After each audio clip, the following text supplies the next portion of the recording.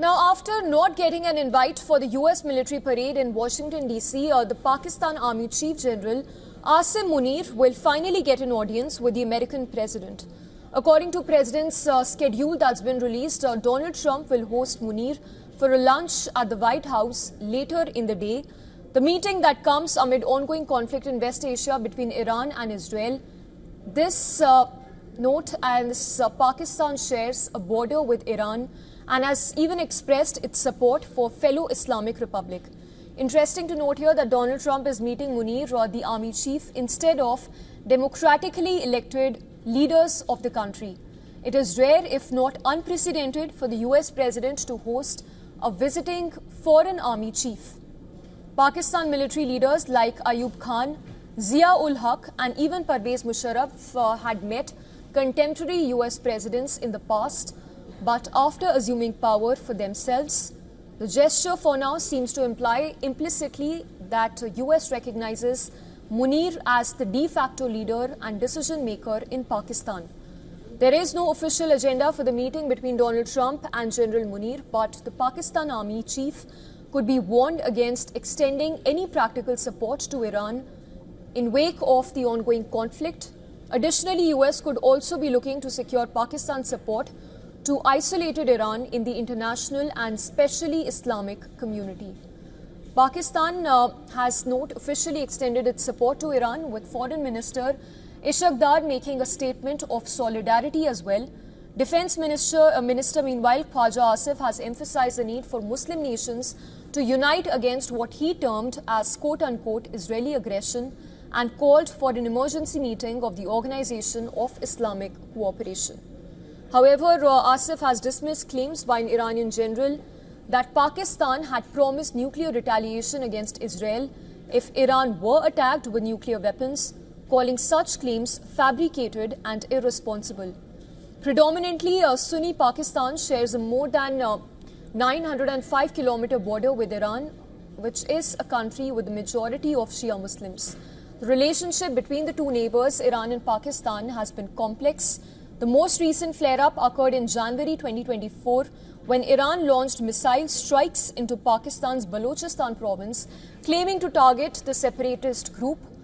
Tehran had also unveiled plans to seal its border with Pakistan through a wall to prevent cross-border terror. Munir is in Pakistan as a guest of Centrum Commander General and was not invited to attend the parade on the occasion of US Army's 250th anniversary.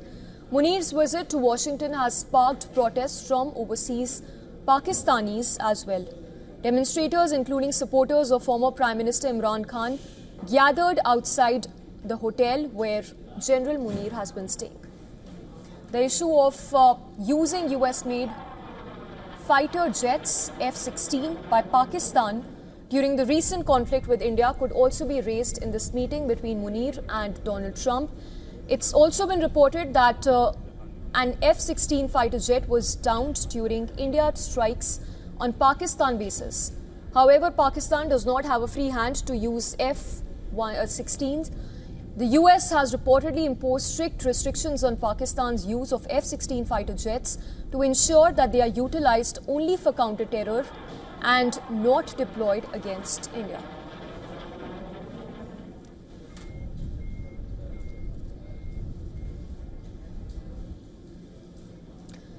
And we even spoke with Brahma Chelani, Professor of Strategic Studies at Center for Policy Research, a short while ago. Here's an excerpt of his view on how he sees the meeting that comes at the back of Iran-Israel's ongoing conflict and his views on what could be the message that Donald Trump is trying to give to the Pakistan general. The invitation to Asim Munir was extended by the Trump administration much before Israel launched its preemptive war against Iran. So obviously, when the Trump administration invited General Munir, the focus was likely to be on South Asia in the context of the recent military hostilities with India. Now, the Iran issue has become an extra factor in the discussions, which might explain why President Trump is personally hosting Munir over lunch.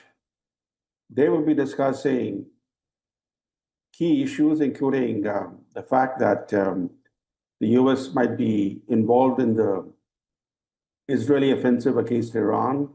But more importantly, what the Trump administration is doing is to continue with the Biden administration policy of reestablishing the old Cold War era US-Pakistan ties. We should not forget that it was Biden that initiated the IMF bailout packages for Pakistan. The Biden administration modernized Pakistan's F-16 fleet, made it more lethal against India. It was the Biden administration that helped Pakistan exit the FATF gray list. So Trump is taking off from where Biden left. It's clear that the US deep state wants to reestablish the Cold War close strategic ties with Pakistan. And this has important implications for India.